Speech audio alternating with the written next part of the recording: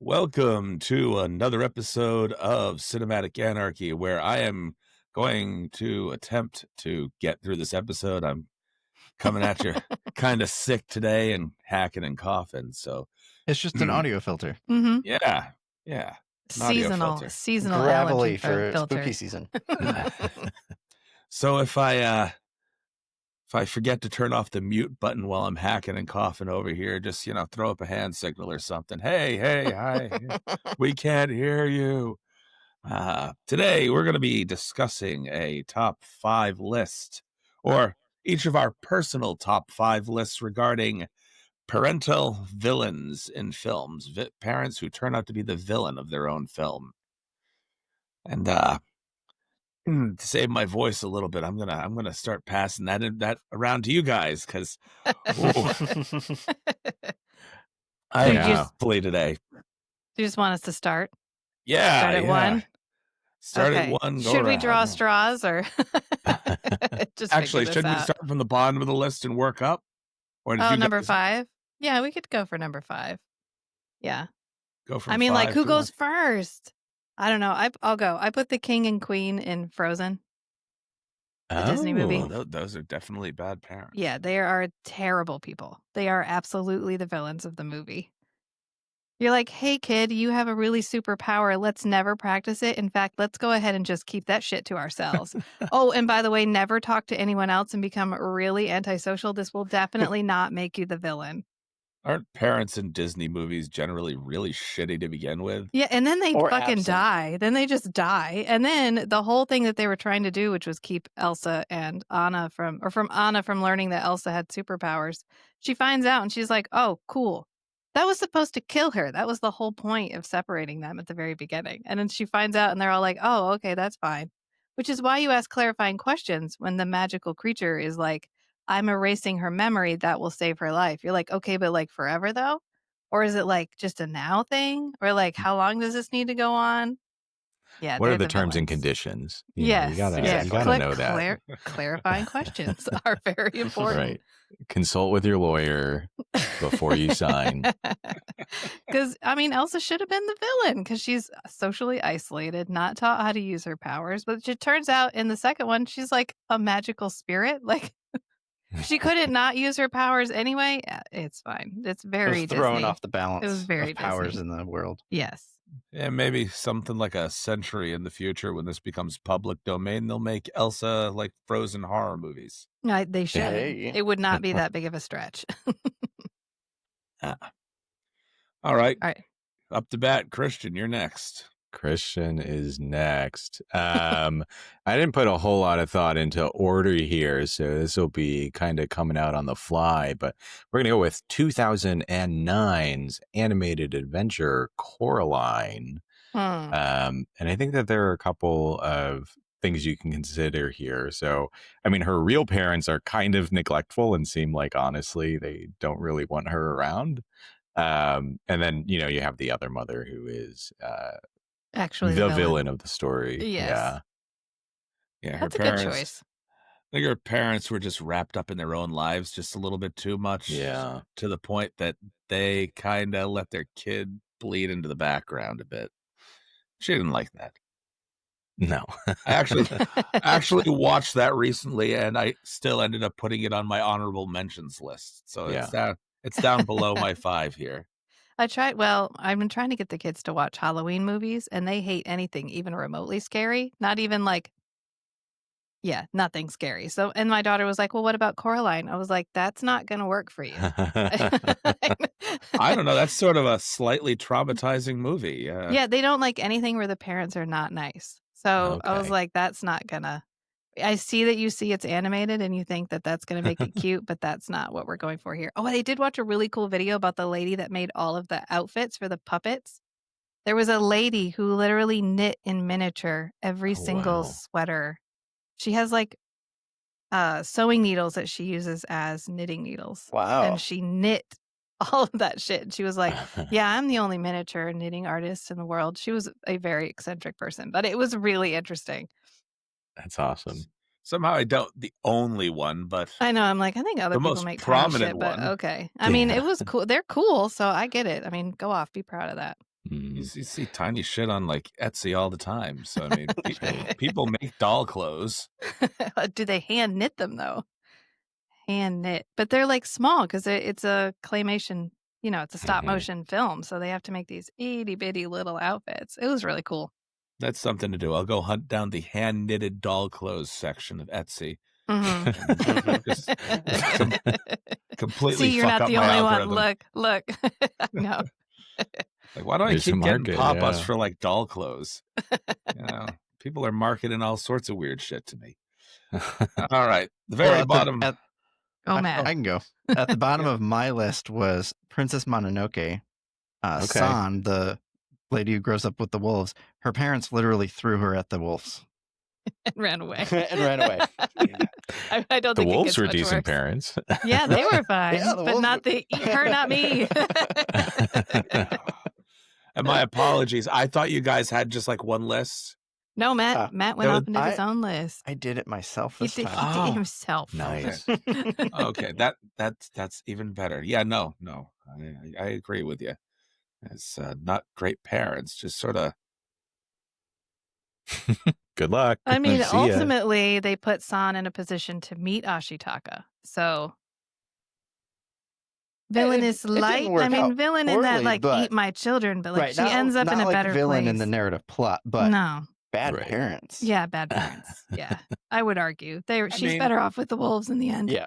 I would say throwing your child to the wolves is definitely top tier villainy. Mm-hmm. They're the Yeah. villains in San's story. Yeah, that's true. Mhm. Yeah. The very bottom of my list are Brent and Kendall, played by Nick Cage and Selma Blair in Mom and Dad. So the very bottom of my list had to be Nick Cage. Mhm. Yeah, just When did the film come out? I wanted to say that was 2017, if I'm not mistaken. Yeah, Okay, that's 2017. not like that long ago. It wasn't that long ago. The premise to the movie was that like a television signal went out that basically brainwashed parents into wanting to kill their children. And so parents all around the world were basically killing off their offspring.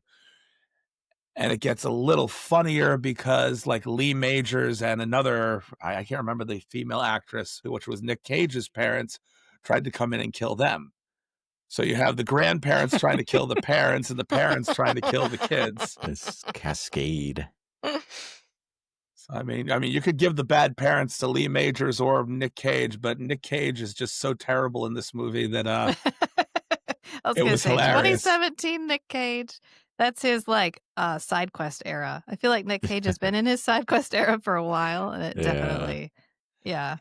he's doing that. He's in that era where he's making 5 movies a year and one is really good, and then the rest of them are like pure trash. And when I say really good, I mean mid-tier Nick Cage. and Watchable? rest. Watchable? Yeah, Yes. yeah. Watchable. It was Long bare Legs, minimum. right? That was probably the recent like better film he's been in. Right. I mean, yeah, Nick Cage was definitely very Nick Cage in this movie. Mm. Yeah, which is what made it he's good. settled into himself. He is Nick Cage in whatever he's in. Yeah. Yeah. Nick Cage playing insane Nick Cage, which basically, Yeah. And pardon me for emulating RFK Jr. throughout this entire episode. Jeez. Oh, don't. You know what I realized the other day, and I'm going to let you guys know this too, is that RFK Jr. looks exactly like Hoggle from The Labyrinth. Oh my God. Mm. You're right. And now that I've seen it, I was like, okay, there it is. Because I was like, he looks so familiar. Why do I know him? And then I was like, oh, shit, he looks like Hoggle. That was my revelation this week. Oh, Yeah. I'm not going to be able to unsee that now. You're welcome. They even have the same creepy blue eyes. Uh, Yeah. I wonder if they Yeah. modeled him after Hoggle. They may have. They He's an upgraded they modeled puppet. Yeah. he's basically one of the puppets from the Hall of Presidents Mhm. that just basically half melted. Yes. Mhm. Yeah. All right, All right, moving on. are we back to me? I I'm gonna keep I think go. so. I'm gonna I go keep trying to Harris. mute that. Sorry. I'm gonna go Harrison Ford's character, William Jones from Age of Adeline. Did anybody else watch that? No. I Okay, it's a cannot Blake say. Lively movie. I sat and watched it. I don't know why. I was like, okay, I'll give it a shot. I thought it was made for TV because Blake Lively, I just can't do Blake Lively. I was like, was this made for TV? But no, it came out in the theaters. But anyway, she gets accidentally immortal. Don't ask me. That's literally how she becomes immortal. And she's dating a guy and she ghosts him and leaves. And she's dating a new guy in New York like 40 years later. And he takes her to meet his parents. And it turns out that the guy she's dating is the son of the guy that she was dating, who is Harrison Ford. And Harrison Ford is like, holy shit, she's still hot. I would really love to still hit that. And becomes like a really creepy stalker. She's the only woman I ever loved, even though he has a wife and Right. children and a life. And he's basically like, I'll leave all this and I'll get back with you. Would you like to do that? And she's like, I'm dating your son. Please stop making this weird.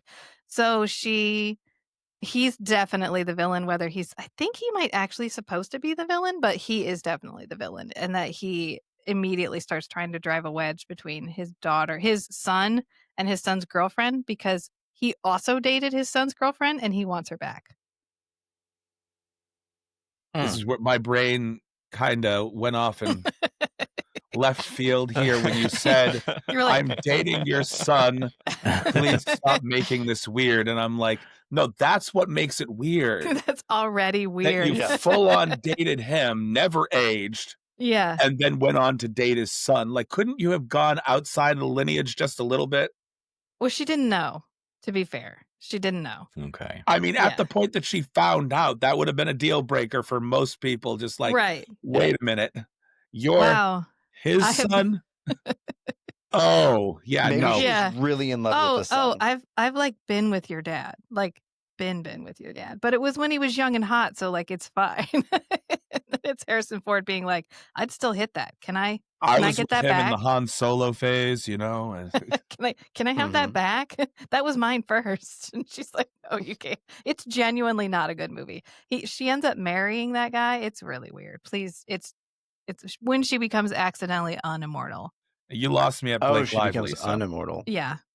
Yeah. It was a Netflix late night. Okay, I'll give this a shot. Yeah. And then just horror watching it the entire time. But he definitely makes the list.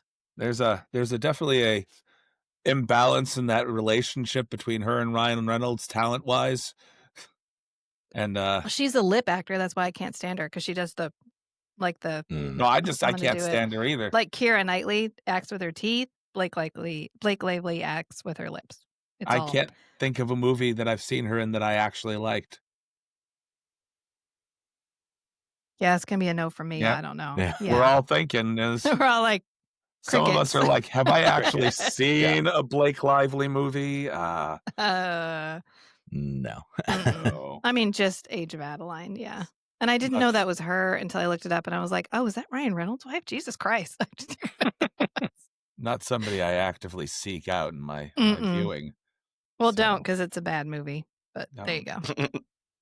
I appreciate that. And yeah, I'm not gonna. Yeah. Well, speaking of sons, my next pick stars Ralph Ineson and Anya Taylor-Joy. It's 2015's The Witch, first film from Robert Eggers. You know, he really loves that like folk horror, historical accuracy stuff. But in the movie, you know, it's like in this puritanical setting, the family gets like ousted from the you know, group that they're with, and then they're trying to make it on their own, and the father of course takes it out on the family, and you know, there's witches involved and children being eaten, all of those things. But you know, the parents the entire time are really like taking out their frustration on the children, and ultimately pushing one of them to take up the mantle of being a witch. Yeah, this is one of those movies that's like on my watch list, but I have not seen it yet. So Anya Taylor-Joy, though, I do have seen previews. Like that was like pre Queen's Gambit, right? If I'm not Yeah. mistaken. Yeah. This was 2015, so she's pretty young here. I don't know exactly how old, but still did a really great job in it. I don't like really love the whole like Puritan kind of setting generally, but I thought this movie did it really well. And I had a lot of fun watching it. So if there's hesitancy from that, it's still worth the watch. So I'm with Chris. I see it and I'm like, I could watch that. Right. But I just haven't. Yeah. It's Puritan definitely horror, religious horror is always like I gotta have ramp up. If your horror is gonna be based on religion, I need time. Like I need to work into it. So it's I usually definitely avoid in the those. watch queue. It just hasn't moved up into watch it now. Yeah. So Yeah, I mean it's interesting, right? Because the entire time, like this witch is positioned as the villain, but you get to see the many ways that like the parents are as well. So Mm. well, maybe I got to move it up the list a little bit. We'll see. So and I had a little trouble coming up with 5 that fit the exact prompt. So I picked one where the villain becomes the parent. Oh, In Uno Terminator reverse. 2, Oh, the antagonist becomes the foster mom after killing her Mm. and tries to lure the kid back home. okay, that actually kind of works. Yeah. was- Yeah. Okay. I'm remembering the spike through the dad's head right through the milk that he was obviously drinking right out of the refrigerator. Yep. And then the famous phone call scene. Yeah. Your mother's dead. Tell me, how many times as a parent and or spouse have you watched your other drink directly out of the bottle from the fridge and not thought of that scene? And that's villainous enough I behavior right know. there. Like, if I could just put a spike through your head, why are you drinking out of the bottle? If I try to put the knife from the cream cheese into the jam, Matt gets mad at me. Don't contaminate the source. whoa. I'm with I know. Matt here. Hold on. That is some cross contamination that should not be happening. He's always like, no, We're- you can't do that. Like, Clean they the get knife or get a fresh They one. get consumed at the same rate. It's fine. What are you what is going what gets cream cheese and jam at the same time? That's what Oh, I'm come curious on. The about. cream cheese jam combination is like classic, savory and sweet. Hey, you put the For cream any cheese on the breakfast. bagel, and then you Okay. put the jam on on top. of the cream cheese. I feel like I'm in an Works on an alternate English muffin, too. universe where cream cheese has taken the role of peanut butter. Oh, no, not sandwich. Open face Okay, sandwich. open like face. bagel. Yeah. All right. Bagel, English muffin. Yeah. All right. Maybe I'll give it a try. I won't cross contaminate though. I'll tell you that. It's better than getting flavored cream cheese. Yes. Mm, Like if you put the jam in, because there's like strawberry cream cheeses, blueberry cream Yeah, cheeses, they no. don't taste right. But if you add the jam and then the cream cheese, it tastes better. Yeah, but you Mhm. got to go Okay. cream cheese, then jam. Otherwise, you can't spread the cream cheese. So, No. cream Or cheese. you end up then pushing jam. all the jam to one area. Right. Yes, yeah, because jam's way more spreadable than the cream cheese. Yep. So, Pro tips. pro tips. All right. Number 4 on my list is a fairly obvious one. Parental villains. Harry and Zinnia Wormwood from Yep, Matilda. from Matilda. I had to think about it for a minute, because are they truly the villains of the film, or are they just really, really shitty parents? Yeah. And I mean, I would still call them the villains. I think For the they're most shitty, part. but I mean, in the end, they give up Matilda to someone who will take better care of her. The Trunchbull is well, they gave up Matilda not because it was somebody that would take care of her better, but no, we don't care. Take that one. Yeah. We I got mean, the the Never mom- boy. fit in with The us mom anyway. does say, I never knew what to do with you. Like, I was never sure how to be your mom.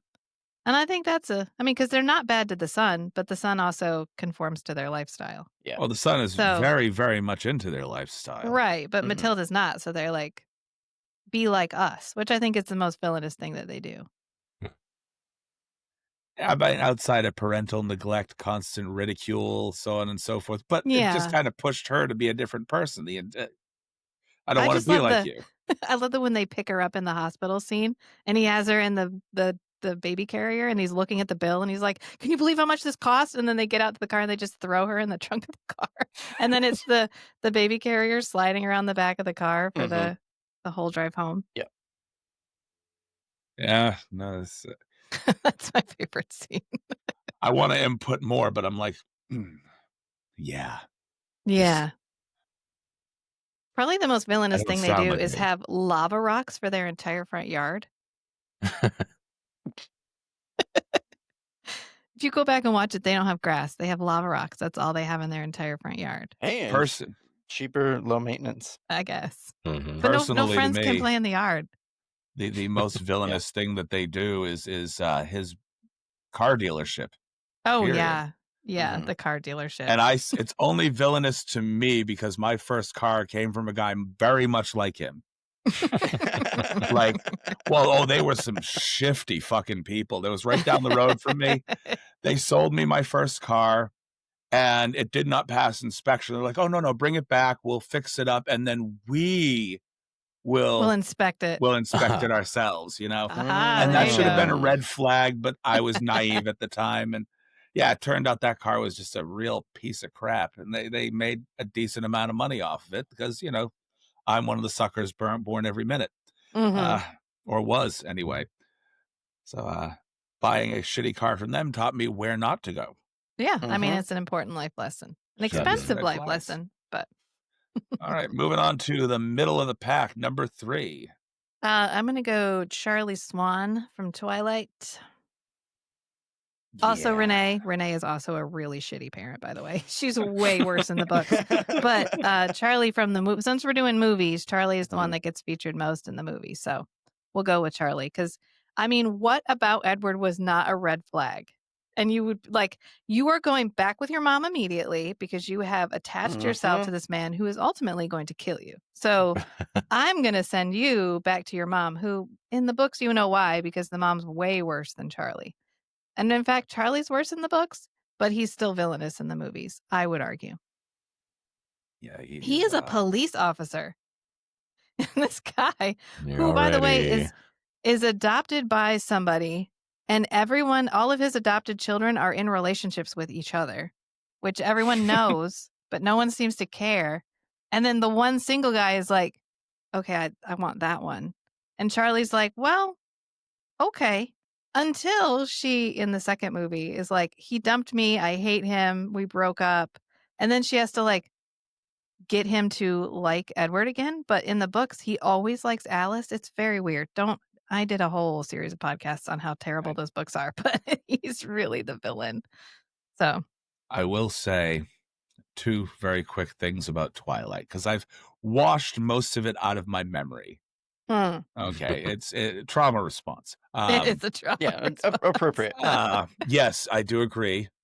Shitty dad, Hmm. but the I ended up watching these movies twice. Once, basically the regular release in the theaters because my daughter was obsessed with them.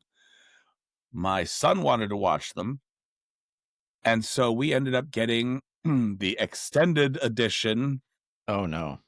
box set where all What the more could movies. they put in there? Okay. So basically, I already knew that I did not like the films based off of where they went. And it was just like, this bores me, movie 1. This bores me, movie 2. This bores me, movie 3. Movie 4, I'm like, oh my God, this massive bloody battle scene that they have at the end. Yeah. And then they Oops, pull that didn't back happen. and it's like a dream sequence. And I was like, well, that is a solid fuck you. Thank you. And I hate all of this. I just love that we have collectively claimed Twilight as a culture and made it into a giant fucking joke. And that its longevity at this point is literally just how stupid it is. Mhm. That's the one thing that I love about Twilight that we can't seem to do with Harry Potter, which is a whole other soapbox. Look, But the fact that we have just we all collectively realize how terrible they are, but that is why it has the longevity it has. Like the Mhm. jokes I see about this is the skin of a killer, Bella, are always hysterical. my glittery vampires don't come from Twilight. They come from the David Bowie Undead of the Lost Boys. Period. Oh yes, with the glittery blood. Yes. Of course they do. Yeah. Don't get me started on Twilight, because that's another thing that I'll talk about forever. Yeah. Let's not. Someday I'm gonna bring you on for a Twilight podcast. Well, on the topic of Lost no. Boys, my Don't number make me watch 3 is Max from Lost Boys. Oh, Max from Lost Boys. That's a good one. I mean, he is Yeah. the villain. He's the ultimately. villain, Yeah. the secret villain, Did we just and skip he's a Christian? parent. Okay. Well, I segued because you mentioned Lost Boys. Yeah, Matt was like, I saw my chance and Oh, I yeah. took it. We It's Max always from the Lost Boys. prioritize the segue. Okay. Max is This is definitely a anarchy. really shitty Come parent. on. We can't Right. stay in order. Back This to our is regular anarchy. scheduled order. Though I would contest Grandpa as an even shittier parent. Because he didn't He- tell them vampires existed. Right. He knew they were vampires and what was going on. Is like one thing I couldn't stand is all the And damn all the damn vampires. vampires. It's like I you know. didn't say shit, really. Listen, Mhm. we were close to getting killed. We're not getting killed, but they were close to getting killed. You didn't say anything. Nice. No. He did save everybody, though. Yeah. I mean, technically. But Yes, you're right. kind of Max- saving Max is everybody. pretty terrible. I tried. My daughter decided she was goth. She came home from elementary school and she was like, "Mom, I'm goth now." And I was like, "Okay, sit down, because it's time for a lesson." So I tried to get her to watch Lost Boys, and she was like, "Why are we watching this?" And I was like, "Because you can't tell me that you're goth unless we sit down and watch The Crow and Lost Boys." I was like, "I have a list." And she was like, Yeah. "I don't want to be goth anymore." And I was like, Right. "Okay, then you were never goth to begin Right. with." Yeah. It's like, no, Start you like listening the to the style. Cure and You like the style of clothing, not necessarily the pop culture movement and what it Yeah. involves. I know. She was like, "I didn't know this was going to be like this." And I was like, "Then you probably shouldn't have It's talked to more me than about just it." wearing black clothes. All right. Okay, we'll pedal back just a little bit. Christian, what is your number 3? Yeah, we'll pedal back. Number 3, I'm gonna put Run, 2020 film, came out on Hulu. Sarah Paulson, about a Munchausen by proxy case where she is poisoning her daughter so that she's wheelchair bound and stuck at home forever, which is, I would say, pretty damn villainous. I actually Yeah. remember Isn't that a this movie. That was miniseries? Or is it a? No, so Oh, there that's was. Okay. Yeah. I think there was a series about a very similar thing around a similar time, but this one is a true blue film. That does If sound. I I'm- mean, that's objectively villainous. It has been a little while since I watched it, but I believe we also did this movie for the podcast a few years back. That was one of Nico's picks. So yeah, that's I can agree that that particular movie was actually pretty disturbing. Yeah. And I mean, like, it does happen to some people, which is the worst part of it. But yeah, it's a good watch. There's some interesting like twists and turns that happen. That psychological need for your kids to always depend on you. Yeah. My number 3 is a different kind of shitty parent. Nick and Lily LeMay from the movie The Parents, played by Randy Quaid and Mary Beth Hurt. It's a 1980s film, basically involving around a pair of parents that move to a new town. And you find out shortly thereafter why they've moved to a new town. It's because they need a new feeding ground, so to speak. The mother and the father in this film are closeted cannibals. And the father Oh. uses his position as a scientist to bring home cadaver parts for them I to have eat. never heard a more 80s movie described out loud than what you just said. You got to imagine Randy Quaid as the kind of aggressive father in this movie, though, also being a scientist and a cannibal. Yeah, who's And- secretly sneaking home body parts. It was really hard not to laugh at a lot of parts in this movie because they really did try to take it a little bit more seriously than Randy Quaid's face really gives. So, because Randy Quaid is a natural, like, comedic actor. He goes with it, Yeah. and, trying not to laugh at him being serious is just I don't know what made that movie worse or better. So, yeah, that's I honestly I recommend the movie just 'cause he kinda plays low-level creepy the entire film, but it's like Yeah, I feel like comedians usually make the best creepy characters because you're never sure. Like you're like it's like when Alan Tudyk has to play something creepy, he's the creepiest motherfucker you've ever seen on Yeah. screen. And then you watch him in anything else and you're like, Yeah. "Oh, he nigga really cute little teddy bear." And then he's just horrifying because it's the juxtaposition of what you usually see him in. So, I get it. Yeah. Yeah, it's that Yeah. juxtaposition. It's also like, in comedy and horror, tension, suspense, timing are all really important. And, Mhm. comedians are good at that. Yeah. Mm-hmm. That's good. Very Yeah. much so. All Is it right, me moving again? on to our number 2 picks. Yes, yes. I'm gonna put mine out that because I know Matt has this on his list too, and that is gonna be Denethor from The Lord of the Rings. I Yep. guarantee it's on his list. At first, he's just a shitty dad.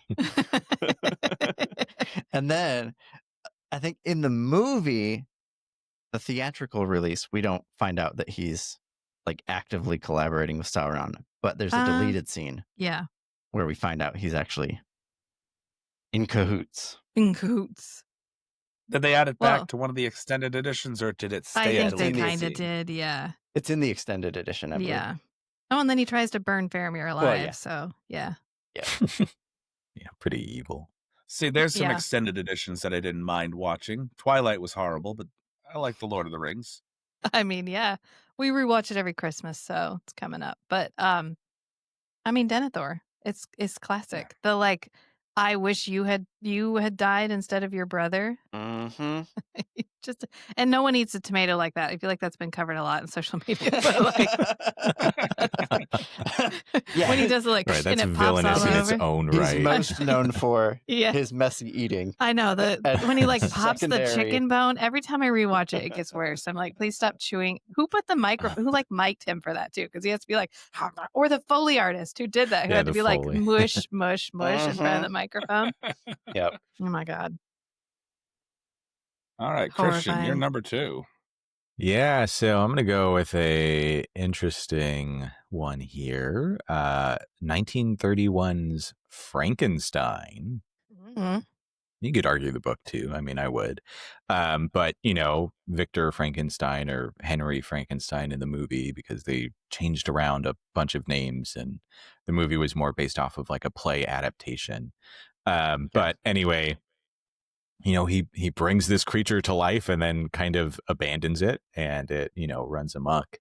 And yeah, he just is like that sort of absent father role, and his neglect kind of leads Frankenstein to becoming the monster. Well, okay, Frankenstein's monster becoming the monster, I guess, right? We got to be Yeah. careful about monster versus man. Mhm. But sometimes the man is monster, and I think that's the case with Frankenstein. Definitely. That's a good one. He's even worse in the book. I love that he sees the villain. He Mhm. sees his creation and he passes out because he's the most Victorian housewife ever. He's just like, Oh, yeah. "Ugh," and he has 3 months of a nervous breakdown. And when he comes back, he's Yeah. like, "Well, it's not here, so I guess I dodged that bullet." Right. And then, oh, my brother is gone. I'm really excited for the Guillermo del Toro version that's coming out soon, or is already out. I think it's out. I think Yeah. it's out because I've seen some reviews of it, and I'll go for any Guillermo del Toro. So Mhm. I'm pretty sure it's out. Yeah. His like settings and costuming and everything is really fantastic. So I'm excited for it. But yeah, I think Victor Frankenstein, bad parent. That's a good argument. I like it.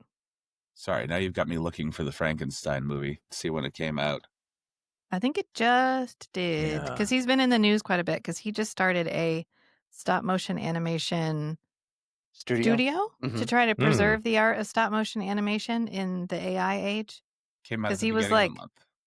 Because he had a whole thing where he was like, "You can't make an AI movie," because Guillermo del Toro is I mean, he's everybody's good monster dad. Like, I feel like we can all agree the least villainous monster right. dad director is Guillermo del Toro because he loves monsters in the way that monster people like monsters. And you can tell in everything that he makes. It's out right now. You can actually go watch it in the theaters right now. Mm-hmm. Love that. All right, I know what I'm doing right after this. Immediately. It's the one All right, starring we Oscar can Isaac, skip right? to Yeah, it's Chris's Oscar Isaac. two. I mean, come on. Yeah. Somebody wrote And, a negative Mia review that was Goth. like, it's too romantic. They make the monster too sympathetic. And it was like, Have you everyone's read the like, book? oh my God, have you read the book? You know what you're talking about? Oh, He's we're supposed to be just a monster. Have you watched any other Guillermo del Toro movies? I know. Holds up Shape of Water slowly. Right. Romantic. I know. so All right, well, we can skip to Chris since Rachel kind and of I got outed the your same number one. 2. Yeah. I did. I knew it was there.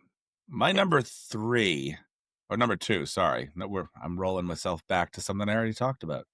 My number 2 is the character of Jerry Blake or Keith Grant from the Stepfather films. Stepfather 1, 2, and 3. Not so much the most recent one that was done by Dylan Walsh.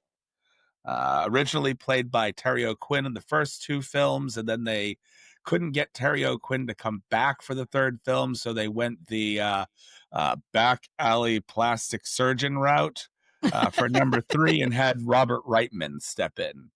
I love when they have to Basically, explain. They're like, this is why he looks different. You could just, it's fine. Just put him in there. It's the number 3. It's fine. so the lead character here, Jerry Blake, basically is a family killer, so to speak.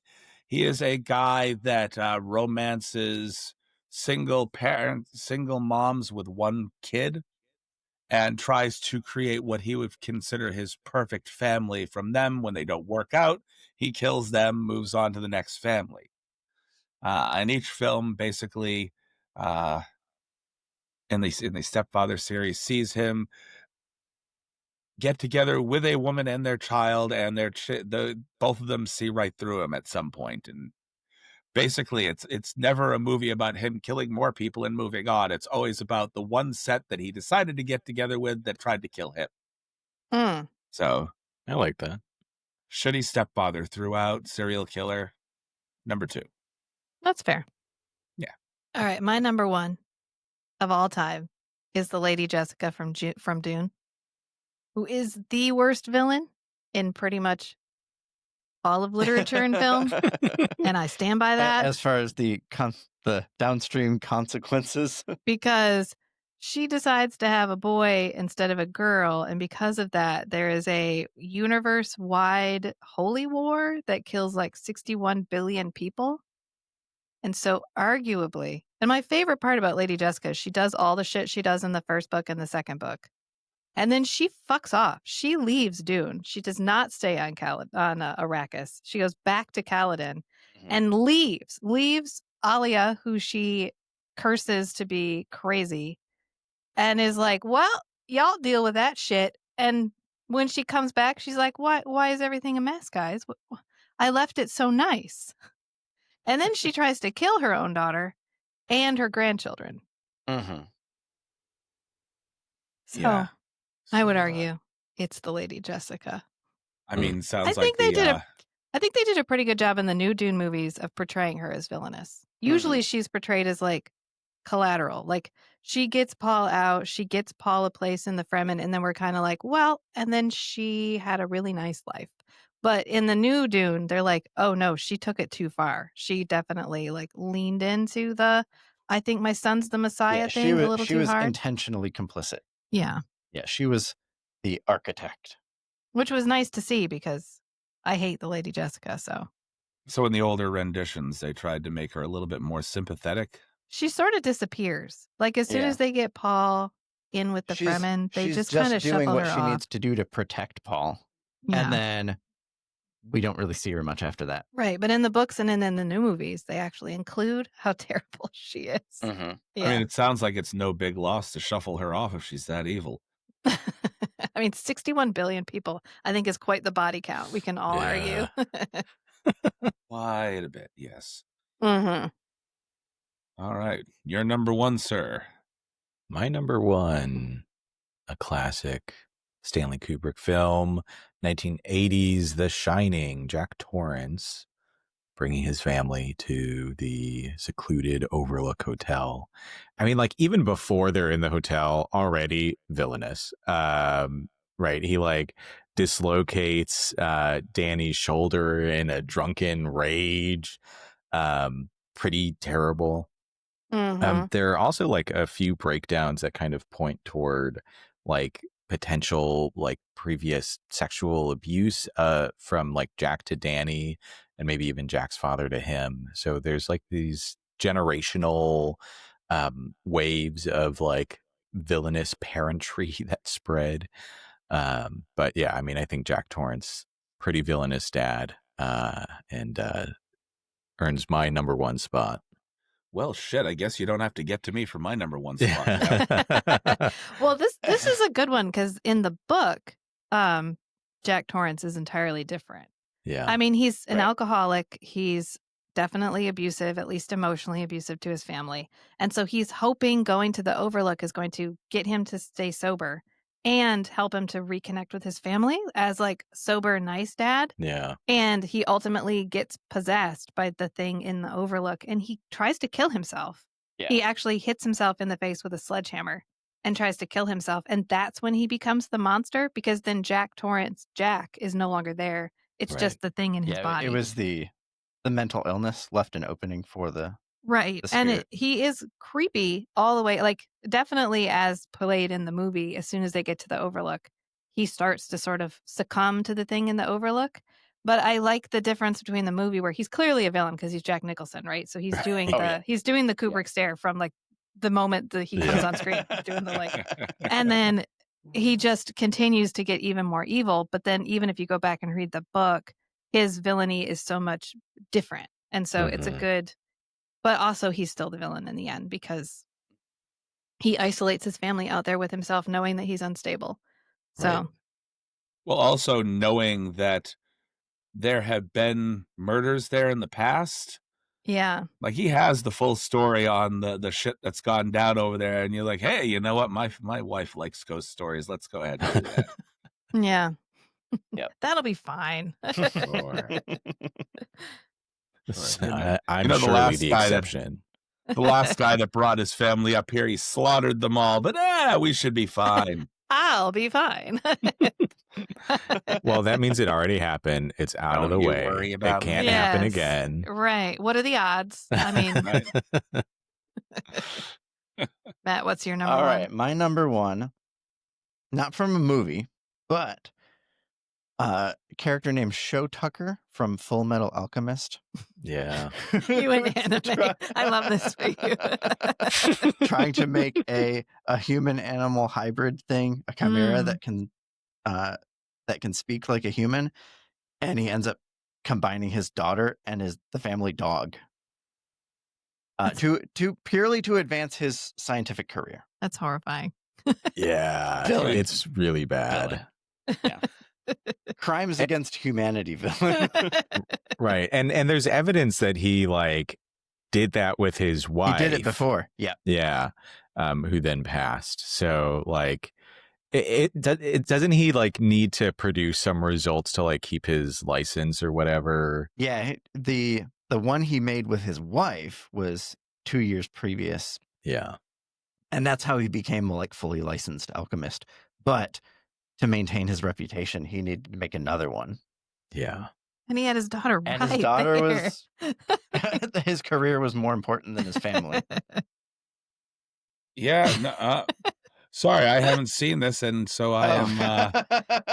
Oh, it's quite the series. I didn't watch it, but I have been in the room while it was on, so I'm aware of it. I have not had the opportunity to watch it, but now I feel like I need to kind of fit that island of Dr. Moreau madness into a little. Yeah. Just, I don't know. Just have some clarity. I'm forgetting what the like Nina dog chimera says, like when it's revealed what happened. Do you remember, Matt? Oh, so Yeah, so the I don't want to spoil it too much. Sure. But Yeah. she We're the all about chimera spoilers here. the chimera says to Edward, the main character, something about can we go play now? Yeah. And the exact way that Nina, the little girl, had been asking Edward to play with her for the That's whole episode. horrifying. And he's like, "Oh my God, you Just hear turned Chris your tick, daughter tick, into tick, tick, this." tick, tick, tick, tick. What Yeah. the fuck is happening? Well, I didn't Yeah. know we could include TV shows. I'm kidding. That's all right. I mean, I had honorable mentions on here, just a handful, but like there were things that I was like, that's outside of Jack Torrance, there were all the other obvious ones, like Pamela Voorhees from Friday the 13th. Yeah. Or the mom from Carrie. I was trying to avoid the definitely already the villain Right. and get to the I was trying to pick objective, somebody who subjectively the villain. seemed like just a parent, but then turned into the villain or was exposed as the villain later. Okay. Here's one that I don't know if anybody's seen this movie. Have anybody seen People Under the Stairs? Not in many, many, many years. Many years. So I saw somebody refer to it as a horror comedy and was like, what? But I think I was like 7 when I saw it. So I was just horrified the whole time. and mother and daddy, basically, that's all they call them throughout the entire film. And it turns out that they're actually brother and sister. You find that out like at the end of the film, but it's these two people that are constantly stealing kids and forcing them to see them as mother and dad. And then the boys never work out, so they cut off their tongues and they throw them in the basement. And the people under the stairs are just all the failed boys that they brought into the house. They're basically abducting children from like the surrounding community and people that they rent homes out to. So Yeah, that's horrifying. pretty. It reminds I me a wanna- bit of Speak No Evil Okay. with like tongues being cut and stealing children to make the perfect family. Mm. I don't think Rachel finished that one. Which one? Speak Was No that Evil? one with No. James It's McAvoy? got James McAvoy. Yeah. Yeah. Yeah. No, I was like, no, no, no. Because no woman was walking into that situation. Right. He was such a red flag from the very beginning. I was like, no woman met him and went, oh, I should go to his house alone with my family. That should be a really good idea. No. I was like, premise, just I can't do it. I just quit watching it. I don't like there were times where they were like almost gone and then they go back and it's like, what are you doing? Yeah, right. I can't do it. Once you have a stupid protagonist, I'm like, I'm out. I can't do this. I'm sorry. Negative captain. But yeah, they cut their son's tongue out, so I can see I can see it. The last two that I have on my honorable mentions list is obviously Norma Bates from Psycho, and then the Ma and Pa Kent knockoffs from Brightburn. Okay. Are pretty shitty parents. So it's like, I don't think I've seen it. what if Clark Kent had landed on Earth and instead of being nurtured by what we would consider Ma and Pa Kent, reasonable people, they were basically nurtured by people that turned him into a sociopath.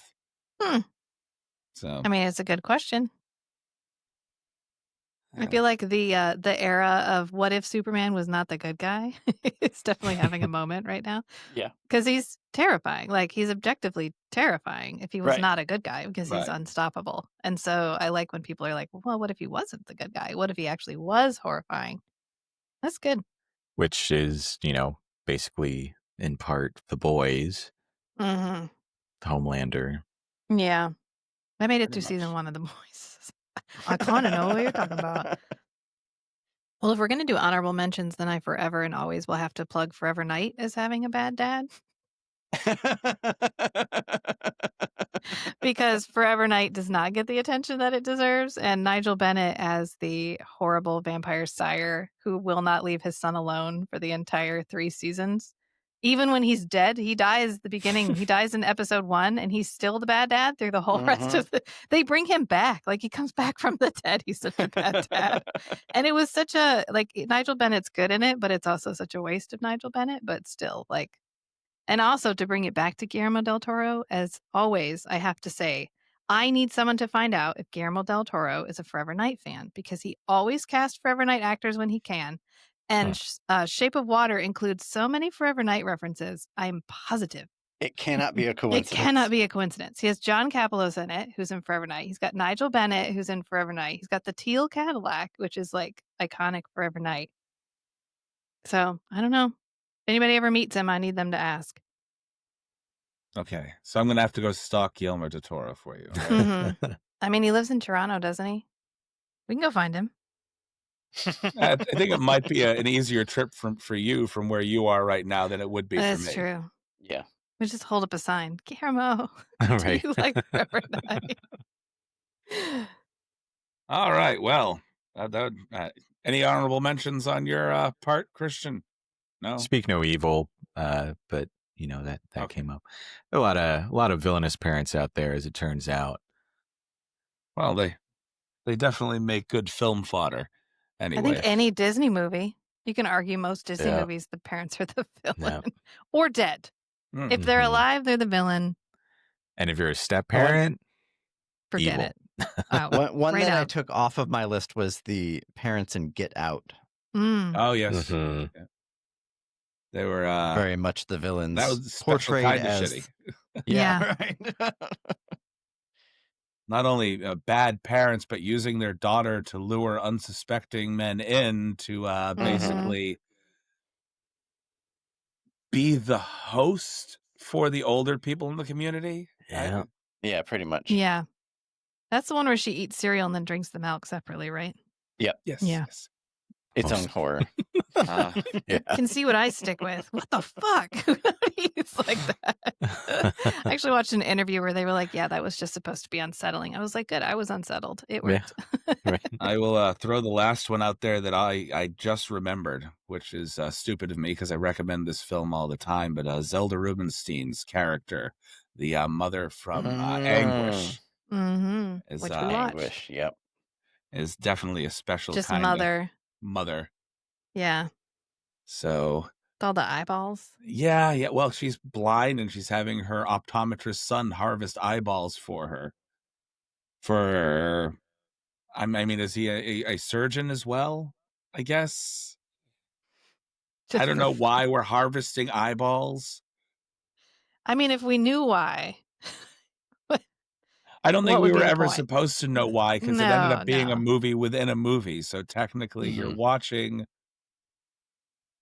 this movie, which doesn't make a whole lot of sense because they weren't really paying attention to that. They wanted to fade back and make it this movie, which also bleeds into it's weird.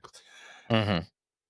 So, all right, well, thank you. This has been a bit more enjoyable than I thought it was going to be with my gravelly fucking shit voice going on here. I You was know, like able we to get said- through once? most of it without. Well, I coughed plenty of times, but I muted myself. Oh. Well, you were good on the button then. You only missed So, once. I think Mhm. 2 I didn't came even over notice. through the audio, and that's it. Like one at the beginning and one just recently. I didn't get to the button in time. It just kind of Mm. Adds to the spooky vibe. Yeah. I don't know. Seasonal He may die any minute, you know. illness. Right. Yeah. So Matt and Rachel, go ahead and plug your podcast. Oh, you know, the huge. We're rereading Dune, which is why I'm currently so angry about Lady Jessica, for Strange and Beautiful Book Club. And we're doing, of course, Babylon 5 for We Are All Kosh. And we have our Forever Night podcast, which I have to mention because I mentioned Forever Night, which is coming 81 Kilo. It's technically finished, so you can go listen to the whole thing. And of course, you can find our podcast pretty much everywhere where podcasts can be found. We're also on YouTube, Facebook, the former Twitter. I'm not going to say the name, and Blue Sky, amongst other places. And for lack of a better thing to say, I'm going to go drink some water because I'm thirsty as a bitch. Oof.